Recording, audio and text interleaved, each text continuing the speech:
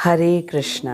हमने भगवद गीता के 5 अध्यायों का अध्ययन किया और श्रीला प्रभुपाद, श्रीला विश्वनाथ चक्रवर्ती ठाकुर तथा मेरे शिक्षा गुरु हिज ग्रेस हरिमोहन दास प्रभु जी की अहेतु की कृपा से हमने 5 अध्यायों को समझने का प्रयास किया। आइए हम एक बार पुनरावृत्ति करते हैं 5 अध्यायों का। सबसे पहले अध्याय था अर्जुन विषाद योग। अर्जुन बहुत दुखी था इस बात को सोचकर कि उसे अपने परिवार के बड़ों को, जिसमें उसके प्यारे दादाजी भीष्म पितामह हैं, आचार्य द्रोण, कृपाचार्य तथा भाई बंधु, उनसे उसे युद्ध करना पड़ेगा। बार बार वह सोच रहा था कि परिवार के बड़ों को मारने से उसे नरकवास करना पड़ेगा।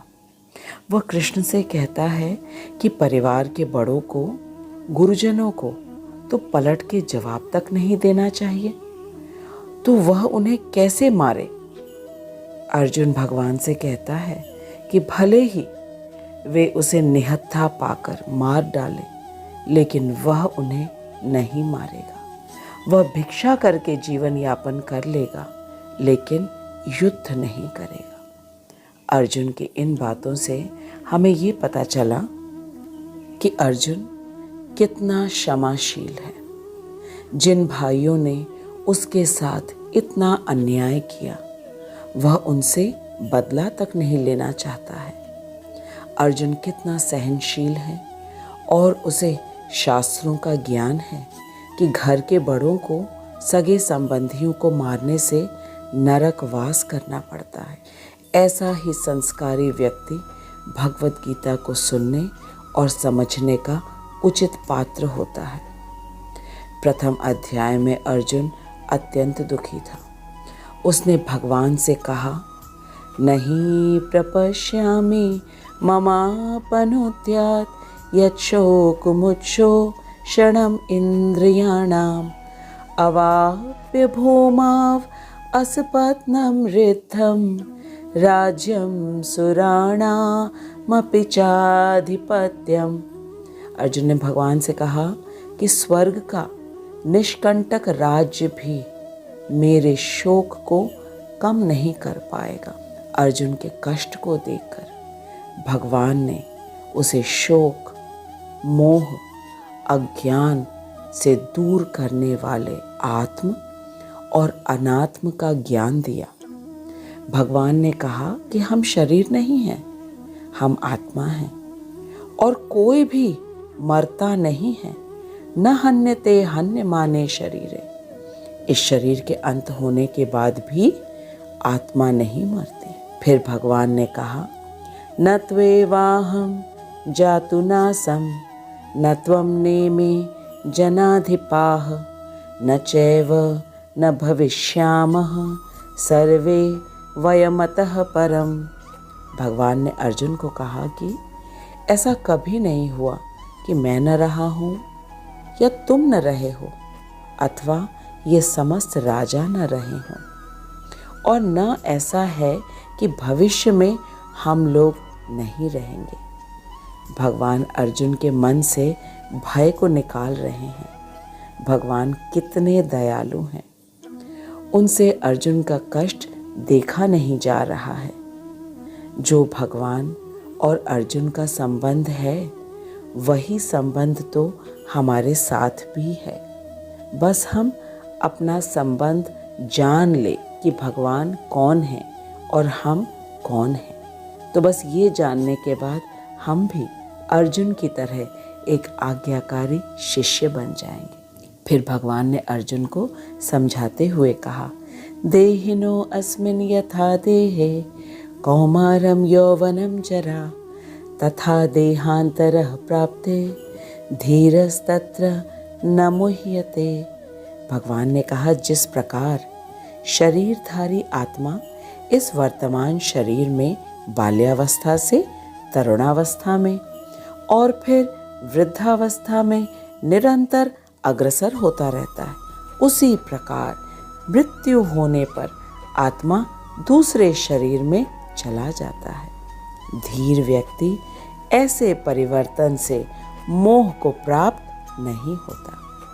इस प्रकार आत्म और अनात्म का ज्ञान देने के बाद भगवान ने बुद्धि योग की प्रशंसा करते हुए कहा, नेहाभिक्रम नाशो अस्ति प्रत्यवायो न विद्यते स्वल्पम अस्य धर्मस्य त्रायते महतो भयात्।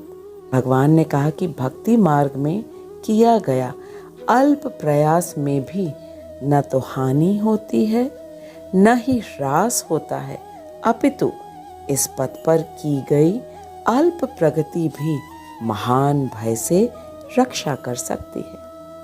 अब अर्जुन जिज्ञासु हो गया भक्ति मार्ग के विषय में जानने के लिए, और वह जानना चाहता था कि इस मार्ग पर चलने वालों के लक्षण क्या होते हैं।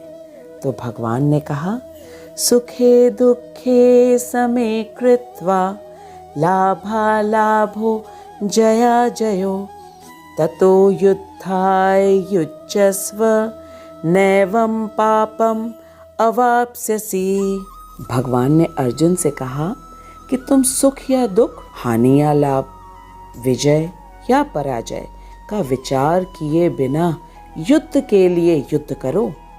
इसका अर्थ है कि तुम सुख दुख को समान समझो, लाभ हानि को समान समझो और जय पराजय को भी समान समझो और केवल युद्ध करो, और ऐसा करने से तुम्हें कोई पाप नहीं लगेगा। अर्जुन पाप से बहुत डरता था और चिंतित था, इसलिए भगवान ने अर्जुन से कहा कि तुम केवल युद्ध करने के लिए युद्ध करो और ऐसा करने से तुम्हें पाप नहीं लगेगा। फिर अर्जुन ने प्रश्न किया कि स्थित प्रज्ञ व्यक्ति की क्या पहचान होती है। तो भगवान ने कहा, प्रजहाति यदा कामान सर्वान् पार्थ मनोगतान् आत्मनि एव आत्मना तुष्टः स्थित प्रज्ञः तदुच्यते। भगवान ने कहा कि जब व्यक्ति मन में उठने वाली सभी कामनाओं को त्याग देता है और सदा ही आत्मा में संतुष्ट रहता है, वह स्थित प्रज्ञ कहलाता है।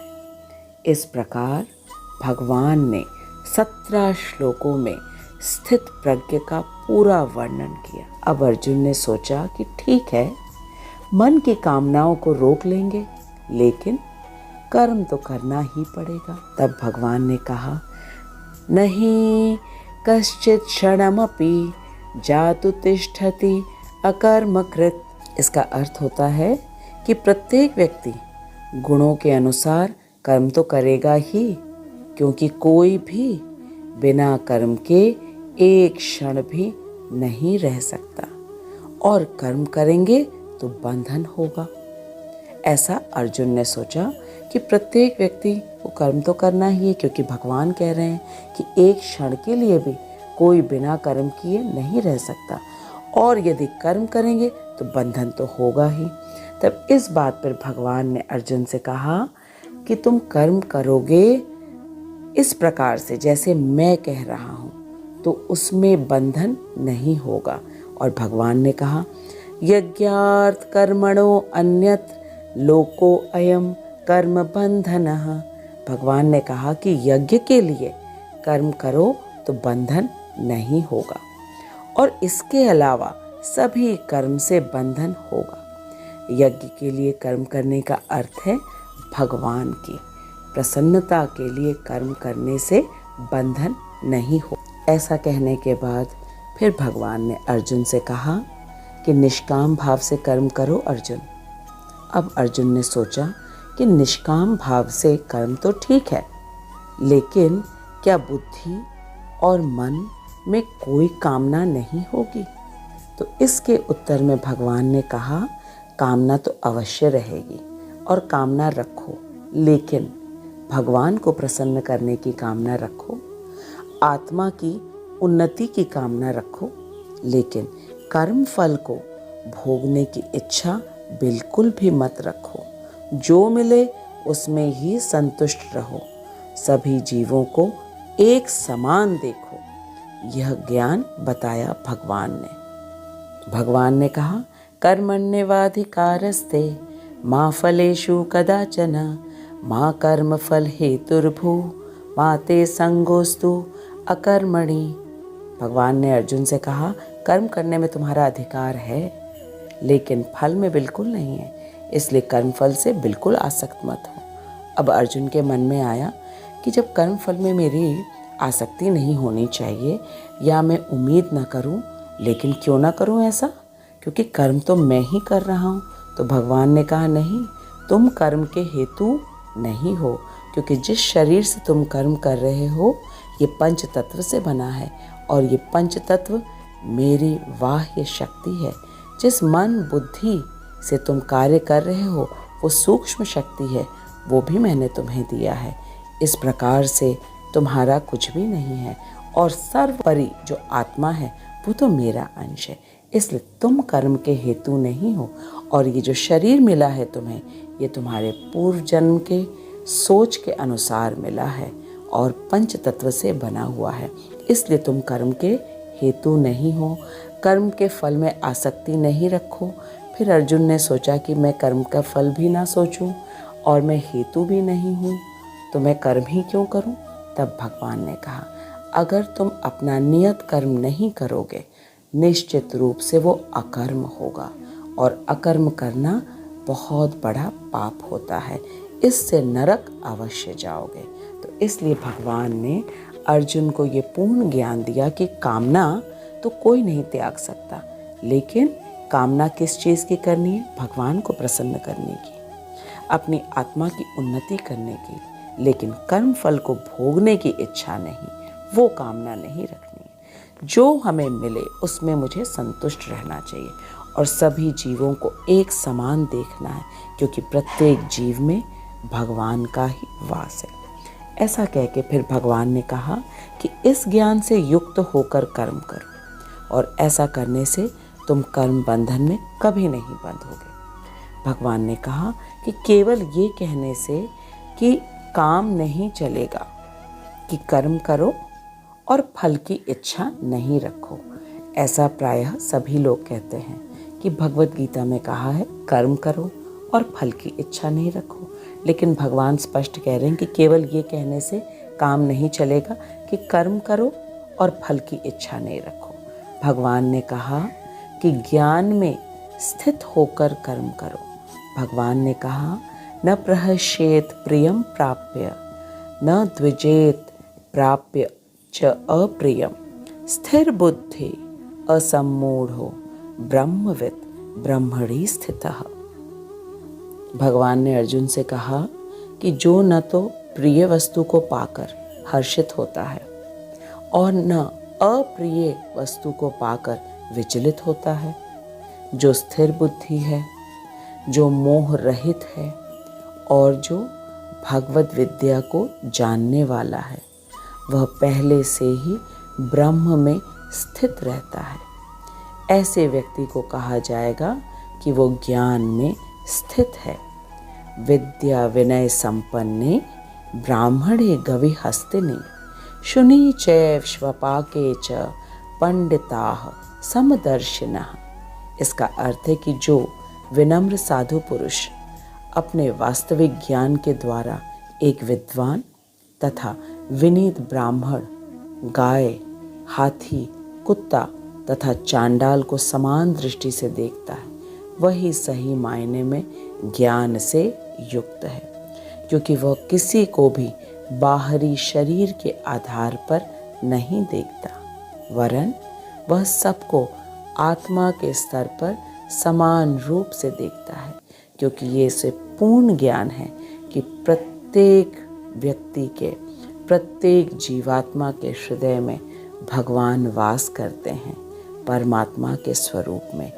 इसी ज्ञान से भगवान कह रहे हैं कि इस ज्ञान से युक्त होकर अर्जुन तुम प्रत्येक कार्य को करो भगवान की प्रसन्नता के लिए, और ऐसा करने से कभी भी किसी कर्म फल में तुम कभी लिप्त नहीं होगे। इन सब शिक्षाओं के साथ साथ इसके अलावा हमने एक और बहुत महत्वपूर्ण चीज़ सीखी कि कर्म तो सभी को करना पड़ेगा, क्योंकि कर्म योग से ही अंतःकरण की शुद्धि होती है, अर्थात मन की शुद्धि होती है।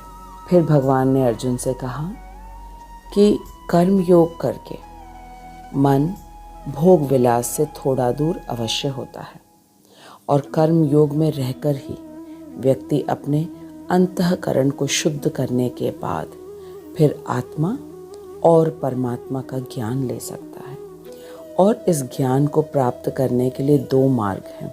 पहला है ज्ञान मार्ग और दूसरा है अष्टांग योग। ज्ञान मार्ग का अर्थ है शास्त्रों में निष्ठा रख के जब हम शास्त्रों को पढ़ते हैं और समझते हैं कि हम शरीर नहीं, हम आत्मा हैं, इसको कहते हैं ज्ञान मार्ग के द्वारा आत्मा और परमात्मा तक समझना। दूसरा है अष्टांग योग, जिसमें यम, नियम, आसन, प्राणायाम, प्रत्याहार इत्यादि करके हम अपनी इंद्रियों को निग्रह करके परमात्मा को जानने का प्रयास करते हैं। तो ये हुए 2 मार्ग, ज्ञान मार्ग और अष्टांग योग। लेकिन जब तक इन दोनों मार्गों में भक्ति का मिश्रण नहीं होता है, तब तक ब्रह्मानंद की प्राप्ति नहीं हो सकती, क्योंकि दोनों मार्गों का जो मुख्य उद्देश्य है ब्रह्मानंद की प्राप्ति होना, वह तो भक्ति के द्वारा ही होगी। ज्ञान मार्ग में अगर भक्ति नहीं है तो सिर्फ हम ब्रह्म ज्ञान तक पहुंच पाएंगे।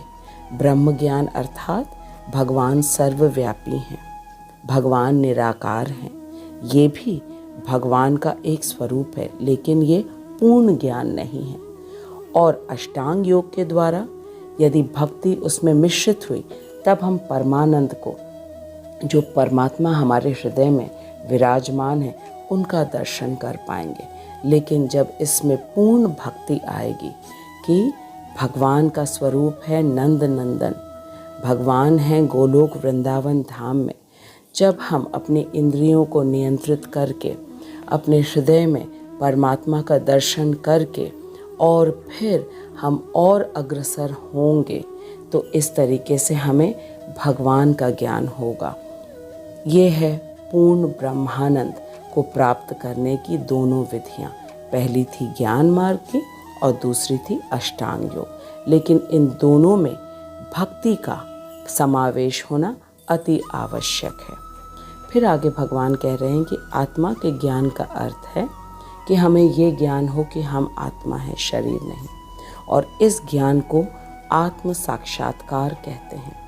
आत्म साक्षात्कार के बाद यह जानना आवश्यक है कि हम किनके अंश हैं, और यह ज्ञान परम ज्ञान का है, परम ब्रह्म का है, जो कि प्रत्येक जीव के हृदय में परमात्मा के रूप में विराजमान है।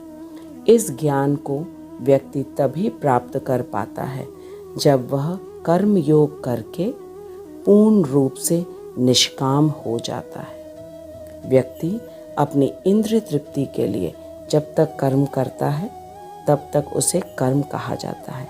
लेकिन जब वह प्रत्येक कर्म को एकमात्र भगवान की प्रसन्नता के लिए करता है, तब वह कर्म नहीं कहलाता, बल्कि वह कर्म योग हो जाता है। और कर्म योग करने से निरंतर हृदय, मन और बुद्धि शुद्ध होता रहता है, और शुद्ध हृदय में ज्ञान स्थिर हो जाता है कि हम आत्मा हैं और हम कृष्ण के अंश हैं, जो कि परमात्मा के स्वरूप में हमारे हृदय में और प्रत्येक जीवात्मा के हृदय में विराजमान है। कर्म योग करके निष्काम बनता है व्यक्ति और ज्ञान के योग्य हो जाता है, क्योंकि जब तक कामनाएं हैं हृदय में, तब तक वह आत्म तत्व और परम तत्व का ज्ञान नहीं ले सकता है। भगवान ने अर्जुन से कहा कि निष्काम कर्म करने के बाद, निष्काम बनने के बाद इंद्रिय निग्रह करने के लिए 2 मार्ग हैं, जिसमें पहला मार्ग है ज्ञान मार्ग और दूसरा है अष्टांग योग का, जिसके विषय में हमने 5वें अध्याय के अंत के श्लोक में खूब अच्छी तरह समझा। ज्ञान का मार्ग सामान्य व्यक्ति के लिए थोड़ा कठिन हो सकता है, क्योंकि सबके पास प्रायः भगवद गीता तो होती है, लेकिन उसको पढ़ना, समझना, आत्मसात करना और फिर उसके अनुसार आचरण करना थोड़ा कठिन होता है। लेकिन अष्टांग योग का अभ्यास तो व्यक्ति निष्काम कर्म योग करते करते भी कर सकता है। इसीलिए भगवान ने बार बार कर्म योग पर बल दिया है। इसीलिए तो ये स्पष्ट हो गया कि सभी को कर्म योग तो अवश्य ही करना है। सबके लिए कर्म योग अनिवार्य है। 5वें अध्याय के अंतिम श्लोक में भगवान ने बताया कि जो व्यक्ति इस ज्ञान से परिपूर्ण हो जाएगा कि भगवान ही एकमात्र परम भोक्ता हैं, परम नियंता हैं और सबों के परम मित्र हैं एवं हितैषी हैं, वही व्यक्ति परम शांति अर्थात ब्रह्म निर्वाण को प्राप्त होगा। ब्रह्म निर्वाण का अर्थ है कि भगवान में लीन रहने के कारण उस पर भौतिक संसार में होने वाले अस्थायी सुख दुख, लाभ हानि, जय पराजय का कोई प्रभाव नहीं पड़ेगा और वह स्थायी शांति को प्राप्त होगा। भगवान ने कृपा करके हम सबको ये ज्ञान दिया है और इस ज्ञान को लेने का मार्ग भी बताया है, क्योंकि वे चाहते हैं कि हम इस निरंतर चलने वाले जन्म मृत्यु के चक्र से बाहर निकलें और अपने शाश्वत घर गोलोक वृंदावन धाम में पहुंच जाएं। यह है भगवान की करुणा और दया हम सबके लिए। ये हुआ 5 अध्यायों का सार। अब हम अगले सप्ताह 6ठे अध्याय को आरंभ करेंगे, जिसमें हम ध्यान योग के विषय में जानेंगे। 6ठे अध्याय का नाम है ध्यान योग और इस अध्याय में भगवान हमें सिखाएंगे कि हम कैसे अष्टांग योग के साधन से अपने हृदय में बैठे परमात्मा का दर्शन कर सकते हैं। भगवद गीता समस्त वेदों का सार है और श्रील प्रभुपाद, श्रील विश्वनाथ चक्रवर्ती ठाकुर और मेरे शिक्षा गुरु की अहेतु की कृपा से हम भगवद गीता के परम गुह्य ज्ञान को इतनी सरलता से समझ पा रहे हैं। मैं आप सबको धन्यवाद देती हूँ कि आप लगातार मेरा मनोबल बढ़ा रहे हैं आपके कमेंट्स और लाइक्स के द्वारा। इसी तरह सदा मेरे साथ रहिए और अब हम मिल करके 6ठे अध्याय को आरंभ करेंगे अगले सप्ताह में। तब तक आप खूब अच्छी तरह इस वीडियो को देखिए, अन्यों के साथ शेयर करिए और खूब प्रेम से हरे कृष्ण महामंत्र का जप करिए, क्योंकि कलयुग में यही एकमात्र विधि है भगवान तक पहुँचने का, भगवान को समझने का। हरिर नाम हरिर नाम हरिर नाम एव केवलम कलौ नास्तिव नास्तिव नास्तिव गतिर अन्यथा। कितना सरल ये महामंत्र है। हरे कृष्णा कृष्णा कृष्णा हरे हरे, हरे राम राम राम हरे हरे। प्रतिदिन 16 माला का हमें जप करना है और भगवद गीता का श्रवण करना है और दूसरों को भी भगवद गीता के विषय में बताना है। इसी से भगवान सबसे प्रसन्न होते हैं, क्योंकि ये मनुष्य जीवन में ही संभव है और किसी योनि में संभव नहीं। इसलिए हम मिलकर के भगवद गीता का ज्ञान पूर्ण निष्ठा से ले, अन्यों को भी इसका ज्ञान दें और अपना सुदुर्लभ मनुष्य जीवन को सफल करें। हरे कृष्णा। जगत गुरु श्रील प्रभुपाद की जय। अनंत कोटि वैष्णवों की जय।